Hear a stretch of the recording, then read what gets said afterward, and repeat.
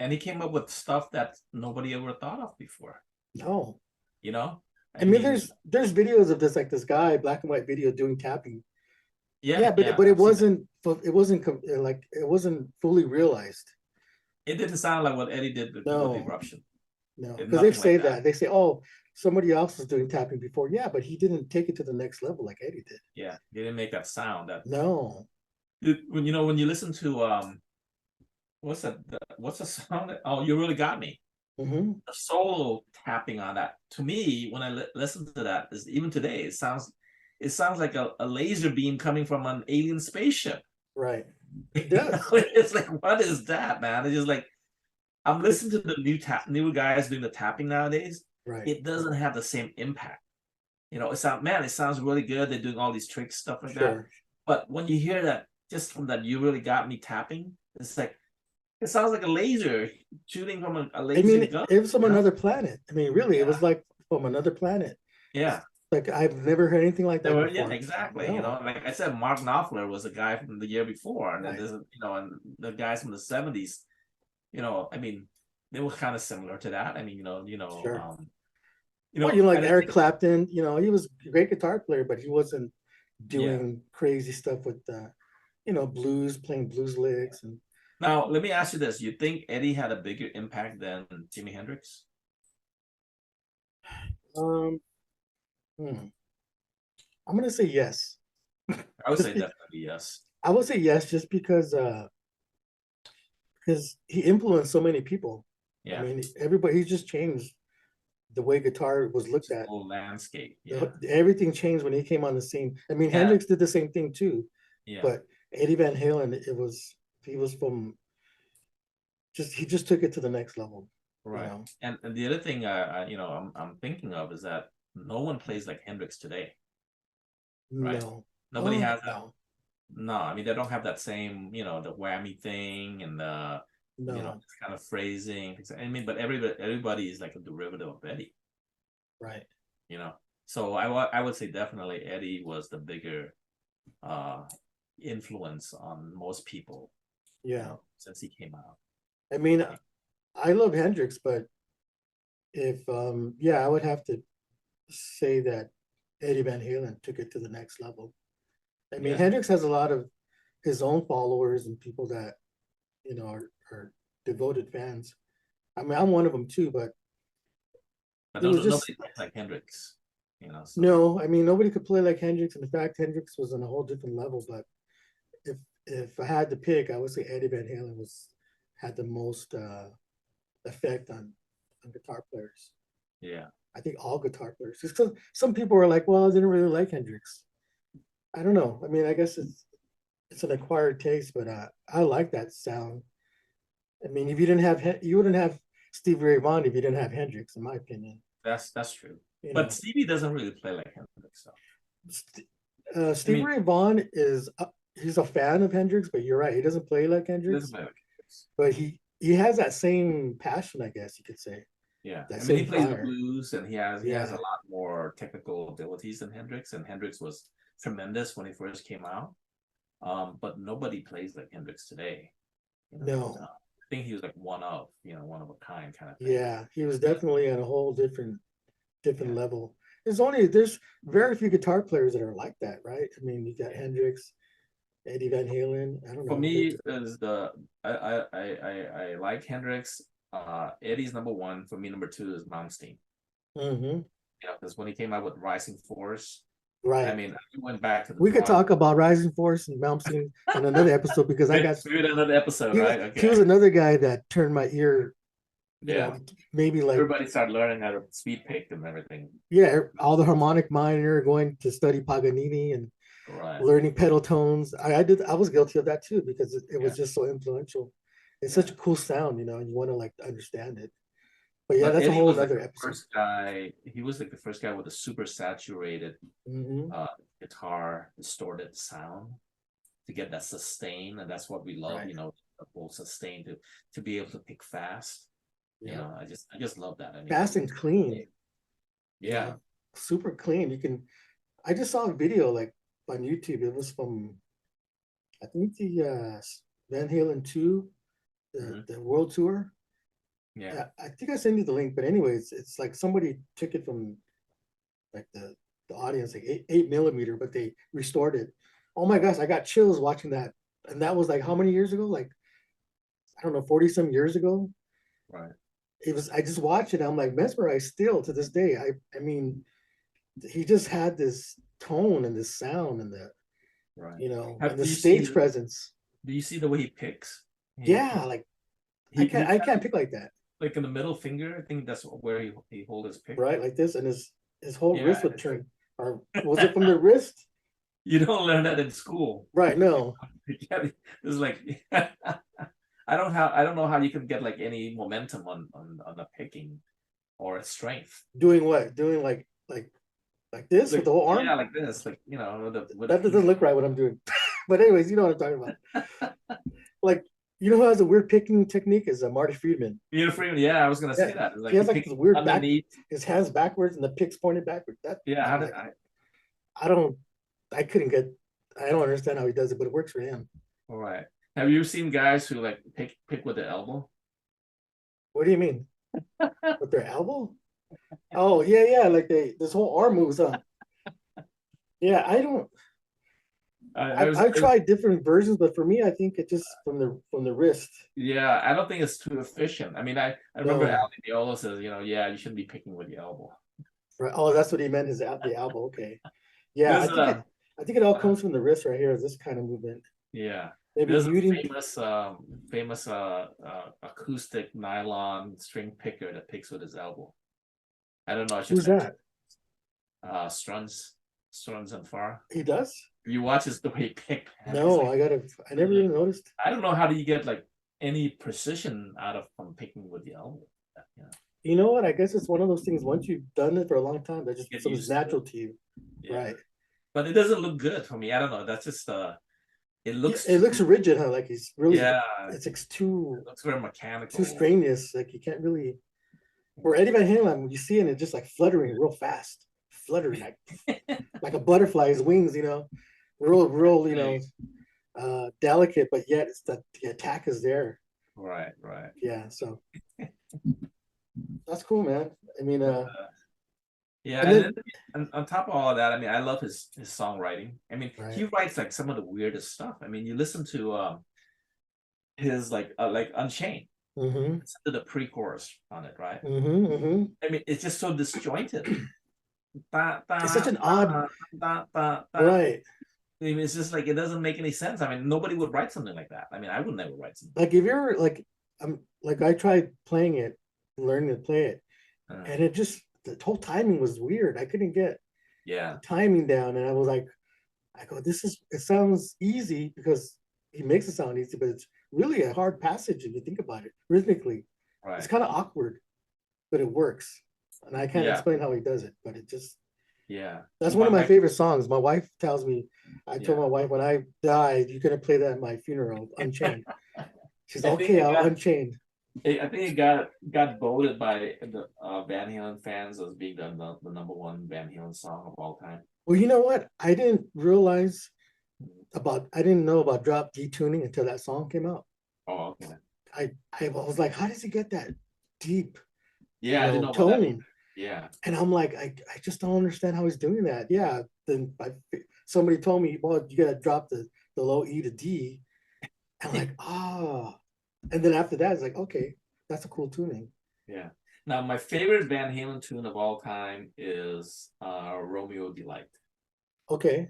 Why is that though? Why is that your It favorite? has like this aggressive feel to it, and the whole song is a riff. Like the Mhm. pre-chorus Right. is like it doesn't make any sense, rhythmically or musically. It's like how can you make a catchy tune out of that? Right. It doesn't, I mean, and that's the other thing with Dave. I mean, you ever see Sammy Hagar write melodies or that riff? I could never imagine that. It's just like that riff is just like Yeah. it's just insane. It's an insane riff. Well, that's why there was magic between them because Yeah, he was able to write these choruses and verses over these probably these unorthodox way of writing. unorthodox. Yeah, exactly. But that's why they were so popular and so huge because they had Yeah, that chemistry. They could, and it's catchy. It's very yeah. catchy riff. All their all the early Van Halen stuff is you can't go It's, wrong. If you're yeah, like if I was on a desert island, yeah. and I had to take 10 albums, yeah, Van Halen one to be. Van Halen But one. probably all the I first would think the first early six. Van Halen. Yeah, Yeah. yeah, Now, let definitely me Fair ask, Warning, Women and Children. Yeah, all those what do you think about the stuff without Dave? with the Sammy stuff. Yeah, and Gary Sharon years also. What do you think about that? Okay, real quick on Sammy, I like because I'm a devoted Van Halen fan. I Hmm. follow him wherever they go, and Hmm. I embrace Sammy Hagar because he gave him another 10 years of music, Okay. and touring. So I like Sammy Hagar. I like his voice. I like some of their songs. Not every song was a home run for me, but um, it definitely changed when he came into the band. As far as Gary Sharon, I think Gary Sharon should have got his second album, and I think they should have gave him more time to develop Yeah. because I do like Gary Sharon. I've always liked Extreme. I always thought they were like a mini version of Van Halen because of Like the Nuno best of Bettencourt. the hair band that came after Van Halen, right? Huh? Extreme was like the best of the hair band that came Right. out. Well, and then you had Nuno. He was a Van Yeah, Halen unbelievable. devotee. Right. He worships at the altar of Eddie Van Halen. So that Yeah. was cool to me because he's a fan like me. So he Right. pays tribute to Eddie. Yeah, I think Gary Sharon. I think the Van Halen 3 album was kind of it didn't really hit with me. It something was lacking the mix. I don't know what it was. I don't know who was steering that boat at that time, but it had almost moments of greatness, and it kind of just Yeah. then it was a hit and miss at times, and not one of the stronger albums. And it's okay. Not every album is going to be a hit. But I think Gary would have had a better if they would have let him stay longer in the band. I think he would have developed into whatever a better. Yeah, for me, I bought that 5150 Mm-hmm. out, and I don't know if this is uh like a sign or what, but I listened to it one time, and this is like when it, before, I think before CDs came out or something like that, or around the same time. Yeah. But I bought a record of it, right? So I listened to it one time. I didn't like any of the tunes. I just thought that, you know what, maybe I'm too opinionated or whatever, but I just don't think that voice goes with the Mm-hmm. guitar playing, with the Yeah. guitar side. And I I I I took the record from the record player, and it slipped out of my hand and it fell and it And it broke. smashed into a million It's pieces. and That's I cold. haven't bought a Van Hagar tune album since then. So maybe it was like, telltale sign. Yeah, but that's okay. I Yeah. mean, I just didn't like his voice. I mean, yeah. don't get me wrong. I like Hagar's music, Uh, his solo stuff, like, what's that song, Heroes, yeah. or the stuff that he did with I've Done Everything for You for Rick Springfield. His solo stuff sounds really Uh, good. His own well, songwriting. I like him on Chicken Foot. I don't know if you ever heard I Chicken haven't I Foot. haven't listened to it. I think I his love that album. Well, they only have two albums, but yeah. I I was like, man, I just dig his tone. He has like that bluesy, raspy kind of rock and Yeah. roll For voice. me, I don't know. I just thought that it wasn't a good fit. I It thought wasn't a good fit. Yeah. you know who I thought was gonna be a better fit.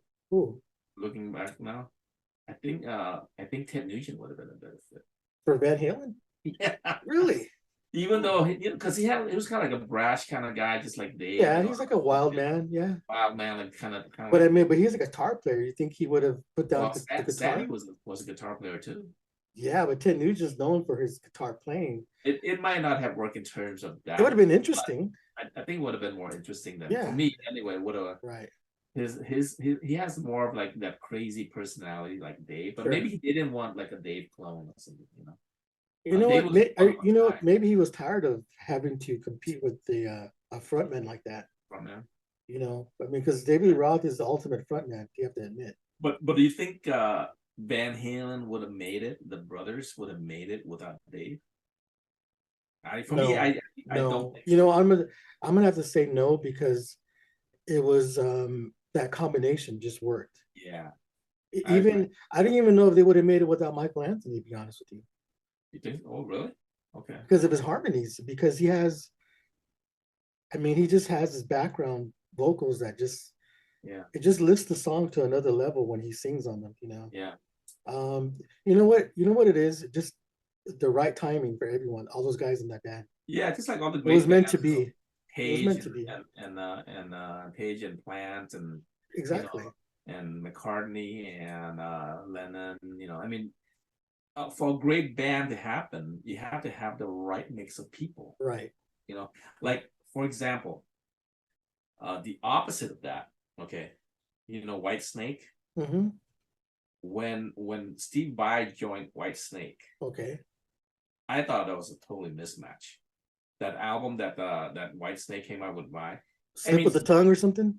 something like that, but Yeah. it's like John Sykes was the perfect guy for I, White Snake. you know what? You know, I love Steve Vai. Don't get me wrong. Me too. He's one of my One of the favorite. best. He's yeah. Yeah, Have his but picture it hanging wasn't a on the good wall. match. It wasn't a good fit. But I think that was No. more like a thing for to get this guitar hero in there, Yes, and then to get somebody with a name. Obviously, Steve Vai yes, was a big name at yes. the time, and maybe to give have his writing influence a little bit. Yeah, But I like Steve Vai better with Alcatraz Alcatraz. when he played with John Graham Yeah, Bonnet. Is that his he name? wasn't doing all the crazy stuff back then, was he? All the weird A little stuff, bit, all that. but there's a video with Steve Vai, Alcatraz live in Japan, Okay. and I was like, wow, you know, I was used to hearing. Well, I've heard recordings with Ingve and Alcatraz, Yeah. but when Steve Vai came, that just seemed like a better. I don't know. I guess maybe he made a better That transition with fit that in. band, but he wasn't as famous. Yeah. But when he went to Whitesnake, it was kind of like it was interesting. I wanted to hear it because I was curious, but Right. I didn't buy the album. It No, didn't. I didn't. No, I just don't. I didn't think it was a good fit. no. But John Sykes, yeah, he was. John Sykes was tremendous. I That mean, I was a love perfect him. fit, right, for David Coverdale. You know why they got what's his name? Coverdale got rid of John Sykes. I Why don't did they know. Do have I a know why? I don't know. It's probably something with ego writing or issues or taking yeah? credit. You know what I mean? It's always something legal like that. I mean, and they had Money great was involved, obviously. yeah, they had great tunes and everything. Another one that He's didn't a good have guitar player too, underrated. yeah, another one that didn't have a good replacement fit, good replacement guitar player was Poison. You don't You know, like Richie Kotzen? I love Richie Kotzen, another one of my favorites, but he wasn't a good fit for Poison. Well, I'm gonna tell you, Native Tongue. I've never bought any Poison album with Yeah, CC DeVille, and right. I'm not gonna brag on CC, but when I heard Richie was gonna be the new guitar player, I Yeah. bought that CD and I liked it. I don't. Okay. I Stan is one of my favorite songs. Yeah. Stan, but actually, I like both versions. I like the Poison with Richie Kotzen version, but I like Richie Kotzen his own Stan because he The wrote. Electric Joy is one of my favorite albums. But that's around the same time, right? Isn't it, or is it after? Electric Joy was like 1990 or 91. Okay, when And did it he might when have did he join joined maybe Poison? I don't remember. 92, maybe, I don't know, something like that. Probably around the same time. Yeah, I don't know. I mean, for me, Poison has always been a teeny bopper kind of band. sure. When they went with Richie Kotzen, it's like they changed the formula, Well, I think they were trying to maybe get become more mature yeah, and exactly. be more respectable.